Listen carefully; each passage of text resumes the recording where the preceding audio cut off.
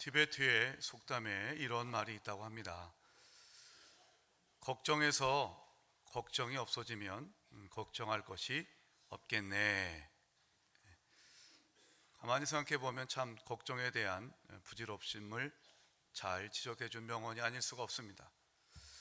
내일 일을 염려한다고 해서 염려가 사라지면 누구나 다 염려를 하겠지만 사실 그 모든 일이 다 부질없음을 압니다. 오히려 염려는 코리텐 봄 여사가 얘기했던 것처럼 걱정은 내일의 슬픔을 덜어주는 것이 아니라 오늘의 쉼을 오히려 빼앗아 가는 것입니다.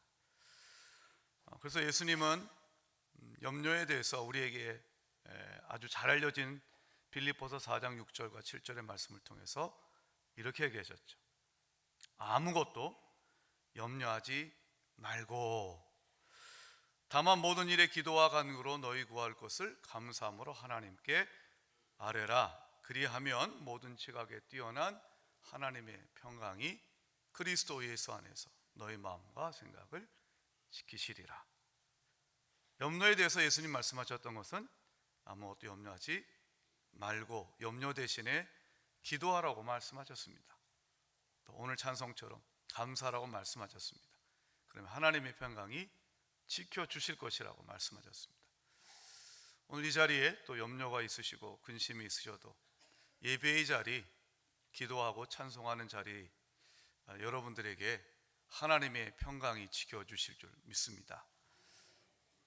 오늘 말씀은 그 평강, 그 근심과 염려에 관한 또 우리가 주목하고 묵상해 보아야 될 중요한 귀한 말씀입니다. 오늘 우리가 함께 읽은 요한복음 16장의 말씀은 13장부터 17장까지 이 요한복음의 말씀은 예수님의 일종의 고별 연설이다 이렇게 부르기도 합니다. 예수님이 이제 십자가의 죽음을 앞두시고 제자들에게 발도 씻겨주시고 그리고 그 예수님은 제자들에게 마지막으로 여러 가지 말씀을 당부하셨습니다. 그리고 17장은 이제 예수님이 대제사장의 기도라고 하셔서 마지막 십자가의 죽음을 앞두고 기도하시는 내용입니다. 바로 이 십자가의 죽음을 앞둔 제자들의 마음은 어떤가? 그야말로 슬픔과 근심이었습니다. 자, 오늘 말씀 한번 20절을 다시 보시면 이렇게 오늘 말씀을 시작을 하죠. 내가 진실로 진실로 너에게 이르노니 너희는 곡하고 애통하겠으나 세상은 기뻐하리라. 예수님의 죽음 앞에 제자들이 이제 곡하고 애통할 것이다, 깊은 슬픔에 빠지게 될 것이라고 이야기를 합니다. 그러나 세상은 기뻐할 거라고 얘기를 합니다. 이때 세상은 예수님 당시에 예수님을 죽이고자 했던 유대 종교 지도자들을 얘기를 합니다. 요한복음 11장 보면 예수님이 나사로를 살리지 않습니까? 죽은 지 나흘 되었던 나사로를 살리자 많은 사람들이 예수를 믿었습니다. 왜 안 그렇겠습니까?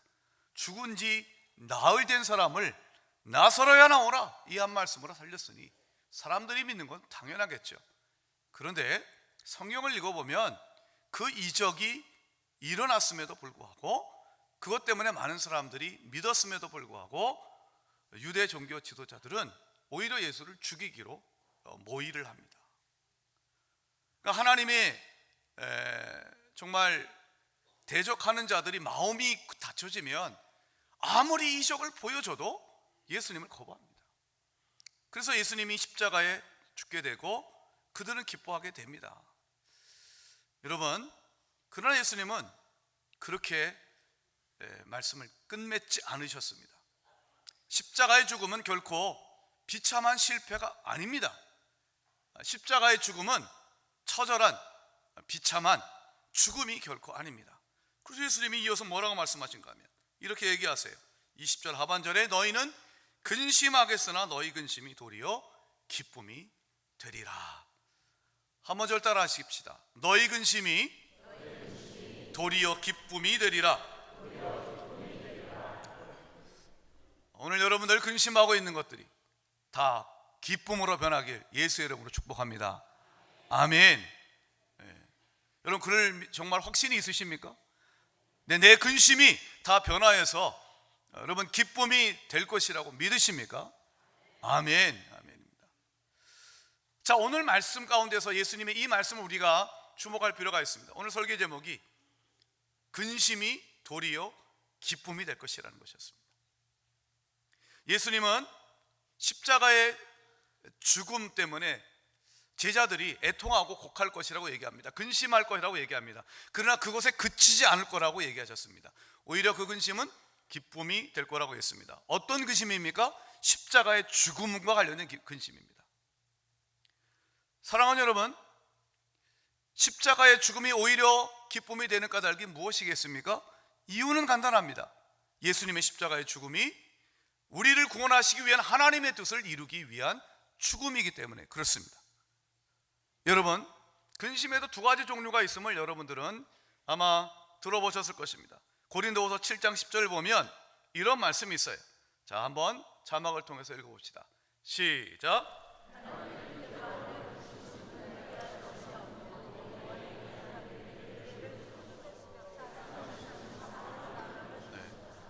자, 분명히 두 가지 근심이 있죠. 세상 근심, 하나님의 뜻대로 하는 근심. 그 결과는 전혀 다릅니다. 세상 근심은 결국 우리의 영혼을 갉아먹고 우리의 몸을 지치게 하고 기진맥진하게 만들 것입니다. 그러나 세상 근심이 아닌 하나님의 뜻대로 하는 근심은 구원에 이르게 하는, 회개를 이르게 합니다. 후회할 것이 없습니다. 기쁨으로 변합니다. 여러분, 우리의 근심이 도리어 기쁨이 될 때 그 근심은 어떤 근심인가? 세상 근심이 아닙니다. 하나님의 뜻대로 하는 근심이고, 하나님의 뜻을 이루기 위해서 살다가 내가 당하게 되는 어려움이 있다 할지라도, 근심할 수 있다 할지라도, 아파하고 슬퍼하고 애통하는 일이 있다 할지라도 하나님은 하나님의 뜻대로 사는 자들에게 그 근심을 기쁨으로 변하게 하여 주실 줄 믿습니다. 우리 믿는 자들에게도 여러분, 슬픔이 있을 수 있습니다. 애통하는 일이 있을 수 있습니다. 그러나 더 큰 기쁨이 우리를 기다리고, 그 더 큰 기쁨이 우리의 근심과 슬픔과 애통함을 덮어버릴 것입니다. 오늘 말씀 21절도 보면 사실 그런 내용입니다. 여자가 해산하게 되면 그때가 이르렀으므로 근심한다고 했습니다. 이 자리에 애를 낳아 보신 우리 여자분들, 애를 낳는 것이 얼마나 큰 고통입니까? 해산의 고통은 큽니다. 저는 그 아이가 둘이 있는데 제 아내가 이제 두 아이를 낳을 때마다 같이 옆에서 있어줬습니다. 의사가 내쫓을 때 전까지 그 자리에 있었습니다. 마음 같아서는 사실 저는 가끔 이제 그런 게 있잖아요. 남편이 어떤 병원은 이제 탯줄 한번 끊어보라고 그럴까지 하는데, 제가 있었던 그 병원은 그러기는커녕 남편을 나중에 결국 쫓아내더라고요. 그래서 끝까지, 그래도 쫓아내기 전까지 아내하고 함께 있고 힘내라고 얘기를 합니다. 산통이 길어지면 참 참기 어렵습니다. 잠깐의 산통을 하고 아이를 순산하는 경우도 있지만 오랜 산통을 하는 경우도 있지 않습니까? 정말 해산의 고통은 큽니다. 어떤 경우는 가끔마다 이 해산의 고통이 얼마나 큰지, 애 낳으면서 남편 욕하더라고요. 누구 이름 불러가면서 나쁜 자식아 뭐 이러면서, 왜 남편을 욕하는지 모르겠어요. 어쨌든 너무 힘드니까 그렇겠죠. 그런데 또 애를 낳습니다. 첫 번째 아기 낳고 다시는 안 낳겠다.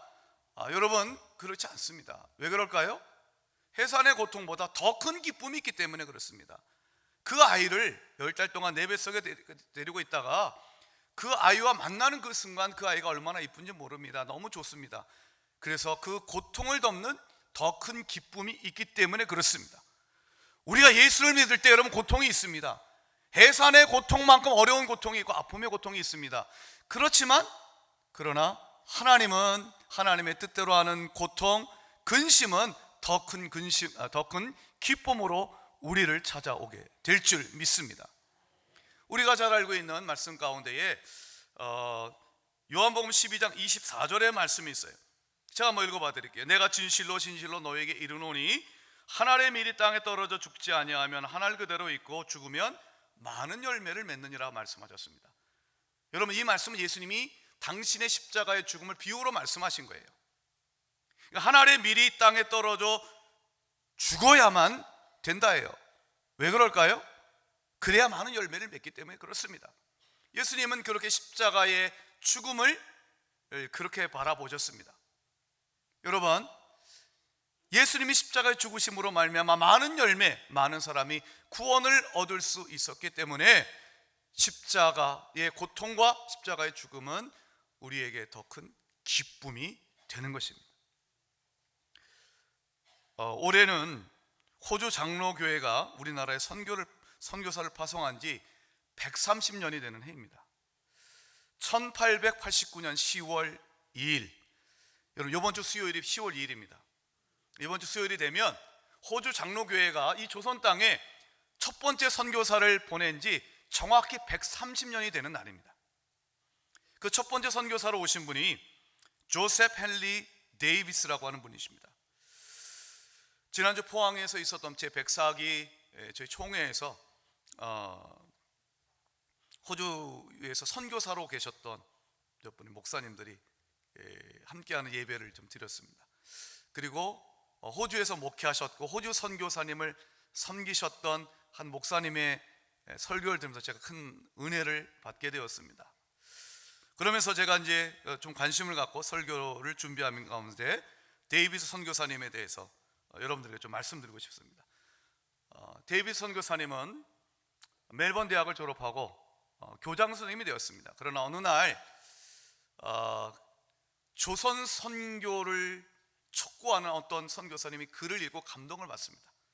그럼 모든 거 다 내려놓고 1889년 10월 2일 부산항에 도착하게 됩니다. 데이비스 선교사님은 5달 동안 우리나라 말을 배웁니다. 그리고 1990년 3월 14일 그는 서울에서 출발해서 부산에 이르는 일종의 여행을 합니다. 전국 각지를 나름대로 돌아보고 걸어가면서 아마 이 조선 땅의 실태를 또 눈으로 직접 목도하고 전도하기를 원했던 것 같습니다. 자기에게 조선어를 가르쳐주는 사람과 짐꾼을 대동하긴 했지만 그 길이 얼마나 험난했겠습니까? 20여일에 거쳐서 600km를 걸은 후 마침내 부산에 도착하게 되었습니다. 그러나 무리한 여행 탓에 그분은 기력이 쇠해졌고 천연두에 걸려 폐렴까지 얻게 됩니다. 그리고 그는 제대로 치료도 받지 못한 채 결국 숨을 거두게 됩니다. 그가 조선 땅에 온 지 만 7개월 만에 죽습니다. 여러분 이해가 되세요? 하나님이 너 조선 땅 가서 선교해라라고 부르셨는데 아니 7개월 만에 제대로 선교해보지 못하고 하나님이 부르셨어요. 이해가 안 돼요. 여러분 그 선교사님의 죽음 앞에서 아시는 분들이 얼마나 오늘 말씀대로 곡하고 애통했겠습니까? 그 데이비스 선교사가 우리나라에 올 때 3살이 누님도 같이 오셨답니다. 선교에 관심 많으셨어요. 그러니까 자기 동생이 7개월 만에 죽은 거예요. 이 땅에 와가지고 얼마나 그 마음에 여러분 슬픔이 절절했겠습니까? 그 누님이 데이비스 선교사의 사망 소식을 호주 장로교회에 알립니다. 그런데 여러분 이 소식이 호주 장로교회의 많은 사람들의 마음에 하나님의 감동으로 다가옵니다. 그래서 사람들이 하나님이 주신 마음을 갖게 됩니다. 자, 우리가 데이비스가 이루지 못한 조선 선교의 꿈을 이루자. 우리가 이루자. 그런 마음을 갖게 됩니다. 그리고 그 이후에 130명에 가까운 호주 장로교회 선교사들이 이 조선 땅에 옵니다. 여러분 어찌 보면 데이비스 선교사의 그 죽음은 정말 허망한 죽음이라고 볼 수도 있습니다. 그러나 아닙니다. 비참한 죽음은 아닙니다. 허망한 죽음은 아닙니다.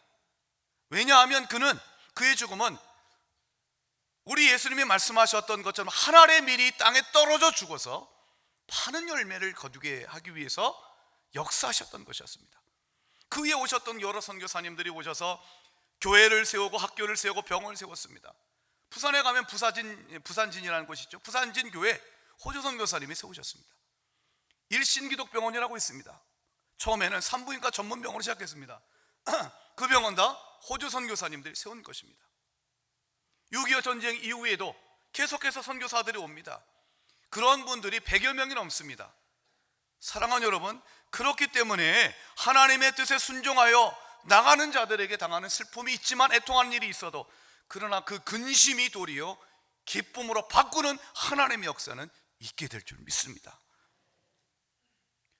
우리가 보낸 파송한 캄보디아에 보낸 우리 한요한 선교사님 일찍 귀국하셨습니다. 얘기를 들어보니까 두 아이가 풍토병에 걸려서 아팠어요. 둘째 아기는 이제 만 1살밖에 되지 않았는데, 5손가락 가운데 2손가락이 제대로 움직이질 않아요. 수술 받아야 돼요. 어제 베트남에 있는 우리 선교사님이 저에게 선교 보고를 했는데, 선교사님 아내가 댕기열에 감염됐어요. 이 서울 땅에 있으면, 한국 땅에 있으면 건강하게 살 것을 외국 땅에 가가지고 여러분 풍토병에 걸립니다. 이 땅에 온 많은 선교사님들의 가족 어린아이들이 이 땅에 와가지고 풍토병에 걸려가지고 죽었습니다. 한번 양화진 한번 가보십시오. 호남신학교 가보십시오.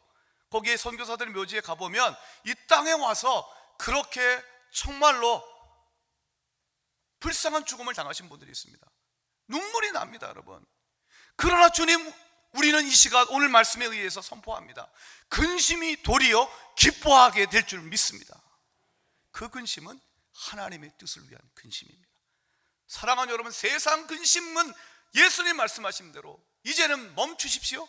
그리고 오직 어떻게 하면 먼저 주의 나라를 구할까, 어떻게 하면 주님을 기쁘시게 할까, 그것만 고심하십시오. 때때로 그를 위해서 고통이 있다 할지라도, 슬픔이 있어도 염려하지 마십시오. 하나님이 근심이 도리어 기쁨이 되게 하는 역사를 보여주실 줄 믿습니다. 두 번째, 22절을 보면 우리 예수님이 이렇게 말씀하세요. 자, 22절 한번 함께 읽어보도록 하겠습니다. 시작. 지금은 너희가 근심하나 내가 다시 너희를 보리니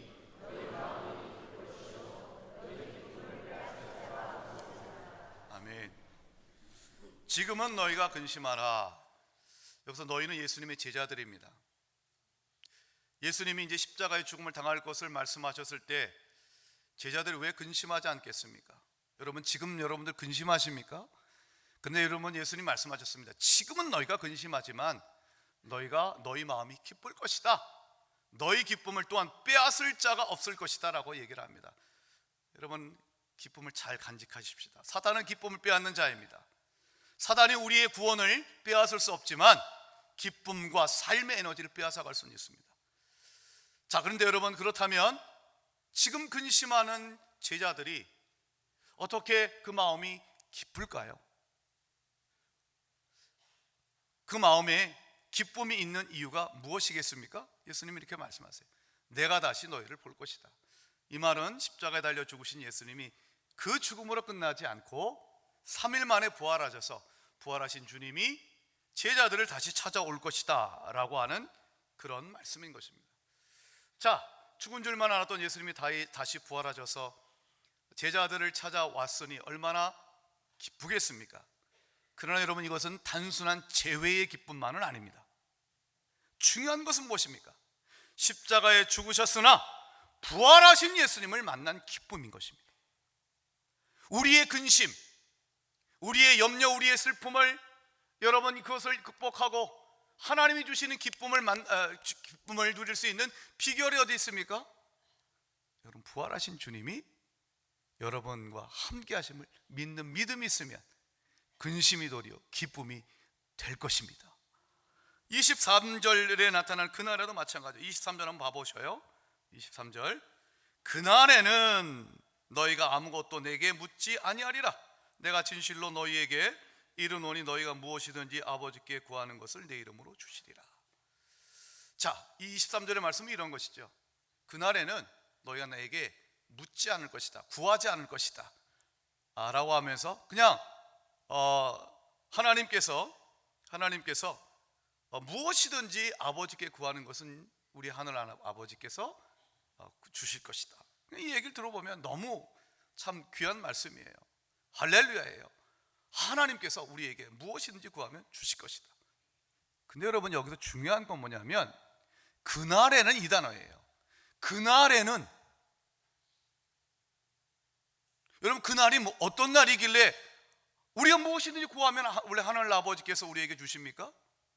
이것은 바로 22절에 나왔던 내가 다시 너희를 볼 것이다, 바로 그 날인 것입니다. 무슨 날입니까? 부활하신 주님을 만나는 날이, 그 부활하신 예수님이 내 안에 계심을 확신하고 믿음으로 여러분을, 내가 부활하신 주님을 내가 굳건히 바라보고만 있으면 그날에는 우리가 하늘 아버지께 어떠한 것을 기도해도 우리 하늘 아버지께서 우리에게 허락하여 주실 것이라는 약속인 것입니다.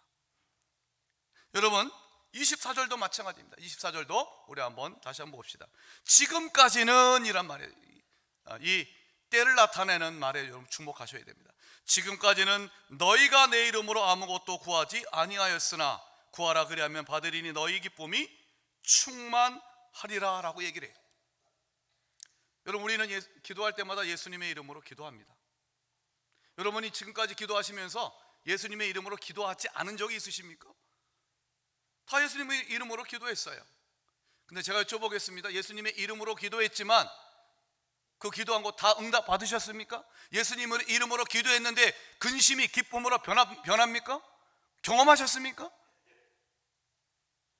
여러분, 그렇다면 왜 예수님의 이름으로 구하는데도 왜 내 기도가 응답되지 않을까요? 왜 예수님의 이름으로 구하는데도 내 근심이 여전히 나를 사로잡고 있는 까닭이 무엇일까요?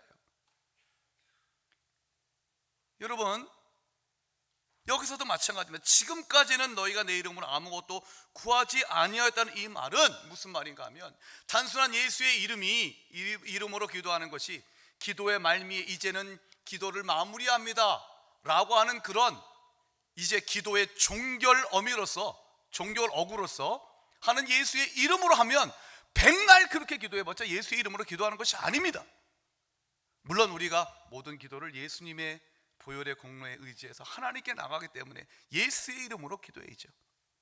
오늘 말씀에 지금까지는 너희가 내 이름으로 아무것도 구하지 않았다는 이 말씀은, 지금까지는 우리가 예수의 십자가, 예수의 부활의 권세를 의지하지 않고 그것을 굳건히 믿지 않고 기도했다는 얘기입니다.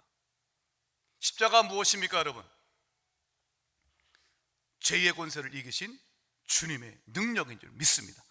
부활이 무엇입니까? 사망 권세를 이기신 주님의 능력인 줄 믿습니다. 우리가 예수의 이름으로 기도한다는 것은 바로 이것입니다. 예수의 십자가, 예수의 부활, 그것을 믿는 믿음으로 기도한다는 것이 예수의 이름으로 기도하는 것입니다. 사랑하는 여러분, 우리의 기도는 십자가의 능력이 내 인생 가운데 이루어지기를 소망하는 기도가 되어야 될 줄 믿습니다. 우리의 기도는 부활의 주님의 능력이 내 인생 가운데 나타나기를 간절히 소망하는 기도가 되어야 될 줄 믿습니다. 참된 기도는 예수의 십자가와 부활이 내 인생에 나타나 주시옵소서, 그것이 바로 예수의 이름으로 드리는 참된 기도입니다. 그것이 있으면요, 우리는 기뻐할 수 있습니다. 그렇게 산 사람이 바로 사도 바울입니다. 성경에서 여러분 항상 기뻐하라는 말을 한 사람은 바울이 유일합니다. 물론 기뻐하다는 말이 많이 있지만 항상 기뻐하라 이 말을 한 사람은 사도 바울이었습니다. 그는 3번 이 말을 합니다. 여러분이 잘 아시는 대로 데살로니가전서 5장 16절 항상 기뻐하라, 또 빌립보서 4장 4절 주 안에서 항상 기뻐하라 라는 말씀이 있어요. 또 한 군데의 말씀이 있어요. 고린도후서 6장 10절. 우리 한번 자막을 통해서 같이 한번 읽어보도록 합시다. 함께 읽겠습니다. 시작.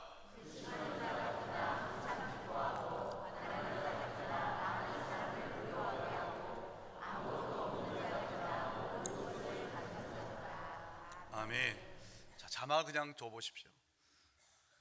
묵상하고 또 묵상해도 참 은혜로운 말씀입니다. 바울도 여러분 사람의 눈으로 보면 근심하는 자 같았어요. 왜 안 그렇겠어요?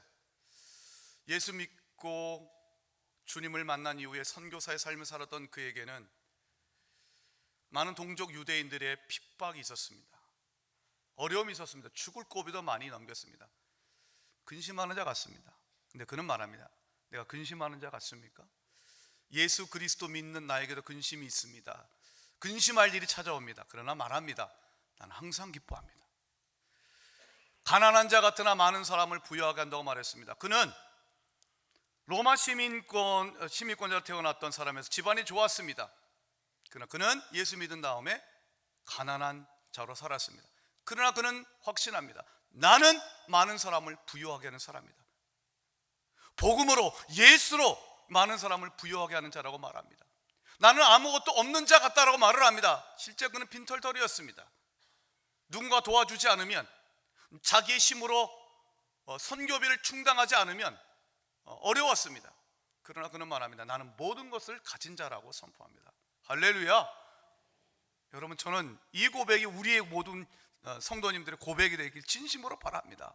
근심하는 자 같습니다. 예수 믿어도 근심할 일이 찾아온다니까요. 마음 가슴을 치는 애통한 일이 찾아온다니까요. 그러나 항상 기뻐할 수 있습니다. 왜일까요? 예수의 십자가와 예수의 부활의 능력이 내 안에 머무를 수 있음을 우리는 믿기 때문입니다. 주님이 함께 하심을 우리는 믿기 때문에 그렇습니다. 가난한 자 같고 실제로 우리가 가진 것이 없다 할지라도 모든 것을 가진 자, 아니 다른 사람을 부욕해 하는 자로 살 수가 있습니다.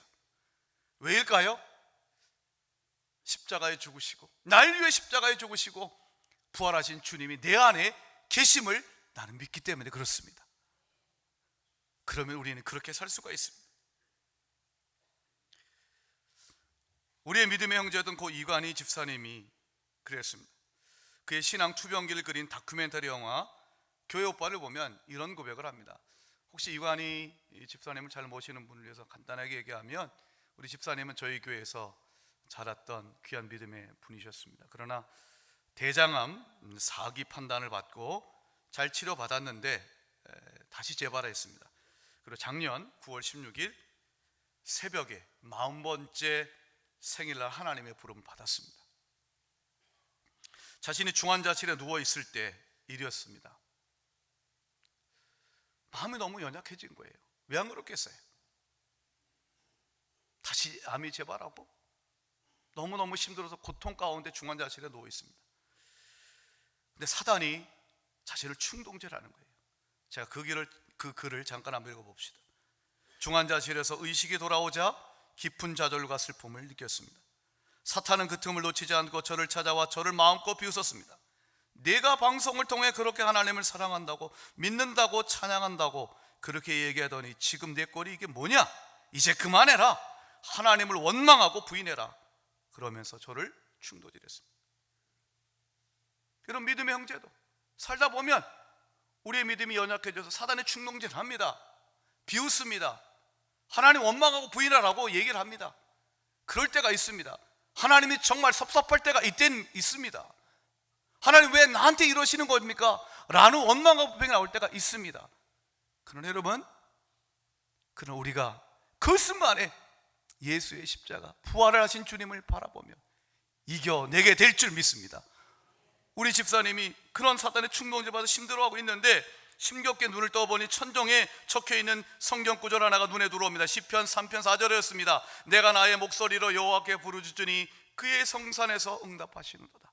이 말씀을 붙들고 그가 주님께 구했습니다. 그리고 다시 한번 내가 100% 죄인이고 주님 앞에 인정하며 나의 연약함을 고백했을 때 십자가의 예수님이, 나를 향한 십자가의 그 주님의 사랑이 온전히 100% 실체로 말이죠. 실체로 다가왔다고 했습니다. 여러분, 사단은 우리의 기쁨을 빼앗으려고 합니다. 사단은 우리를 고소합니다. 그러나 십자가를 바라보는 자는 근심이 도리어 기쁨이 될 줄 믿습니다. 저는 설교 앞부분에서 호주 선교사님의 이야기를 말씀드렸습니다. 설교를 마감하면서 한 분을 짧게 여러분들에게 소개해드리고 마치고자 합니다. 조셉 헨리 데이비스 선교사님이 이 땅에 와서 만 7개월 만에 돌아가셨지만 하나님의 밀이 되어서 많은 열매를 거두었다는 말씀을 드렸습니다. 자, 그 데이비스 선교사님의 조선 선교의 꿈을 갖고 이 땅에 오신 분 가운데 제임스 노블 맥켄지라고 하는 선교사님이 계십니다. 그분은 의사 선교사님이었습니다. 1910년부터 1939년까지 약 30년 동안 이 땅을 섬기셨습니다. 여러분, 근데 그분들이 그분이 만났던 사람은 주로 누구였는지 아십니까? 나환자들이었습니다. 나환자들. 여러분, 이 땅에서 지금부터 약 100여 년 전에 나병 자들은 사람 취급하지 않았습니다. 천형이라고 얘기했습니다. 하늘이 내린 벌이라고 얘기했습니다. 가족도 버렸습니다. 근데 그분들을 찾아가고 그분들을 치료하고 그분들에게 예수의 이름을 전했습니다. 그분이 이 땅에서 수고를 마치고 선교를 마치고 돌아가던 1939년에 그분의 나이 74세였습니다. 74세가 되도록 이 땅에서 나환자의 친구가 되어서 그분들과 함께 일했습니다. 30년의 인생을 그렇게 보냈습니다. 그분은 91세가 되던 해 1956년에 돌아가십니다. 그의 묘비병에는 다음과 같이 적혀 있었습니다. 제임스 노블 맥켄지, Friend of Korean Lepers, 한국 나병 환자의 친구라고 되어 있습니다. 세상에서는 여러분, 내가 힘 있는 사람의 친구라고 얘기를 합니다. 나 저 사람 알아. 내가 힘 있고 권력 있고 돈 있는 사람하고 친하다고 얘기를 합니다. 우리는 그렇게 살아갑니다. 예수 믿어도 그렇게 살아갑니다. 근데 이분의 묘비명에는 뭐라고 되어 있습니까? 한국 사람들도 가까이 하지 않았던 나병 환자들의 친구라고 얘기합니다. 부끄럽습니다, 여러분. 예수 믿어도 목사가 되어도 내 안에 있는 탐욕이 부끄럽습니다. 이 땅에 아무런 연고 없는 이 땅에 와서 30년 동안 나병 환자들의 친구가 되셨던 이분이 어떻게 그런 삶이 가능했겠습니까? 그분의 삶이 여러분 녹록했겠습니까? 그분의 삶이 얼마나 어려움이 있겠습니까? 힘들었을 것입니다. 그럼에도 불구하고 그분의 삶이 영광스러운 삶이 될 수 있었고, 그분이 이 땅에서 30년의 세월을 보낼 수 있었던 까닭은 예수의 십자가와 그분의 부활을 믿는 믿음으로, 예수의 이름으로 기도하며 나갔을 때 근심을 도리어 기쁨으로 변하게 해주시는 주님의 역사를 경험했기 때문이라고 저는 믿습니다. 사랑하는 성도 여러분, 근심이 있고 슬픔이 있고 곡하고 애통하는 일이 있어도 염려하지 마십시오. 우리를 위해서 십자가에 죽으신 주님이, 그리고 사망 권세를 이기신 부활의 주님이 성령으로 여러분과 함께하고 계시는 줄 믿습니다. 그 기쁨을 바라보는 자, 그 주님을 바라보는 자, 여러분의 마음에 기쁨이 충만할 줄 믿습니다. 그 기쁨을 빼앗기지 맙시다. 기도하고 말씀 범으로 오직 주님만 바라봄으로 일평생 주님 주시는 기쁨으로 충만하시기를 예수의 이름으로 축원드립니다. 기도합시다. 하나님 아버지, 근심이 도리어 기쁨이 되는 놀라운 주의 역사를 일평생 경험하며 살게 하여 주시옵소서. 예수 그리스도의 이름으로 기도하옵나이다. 아멘.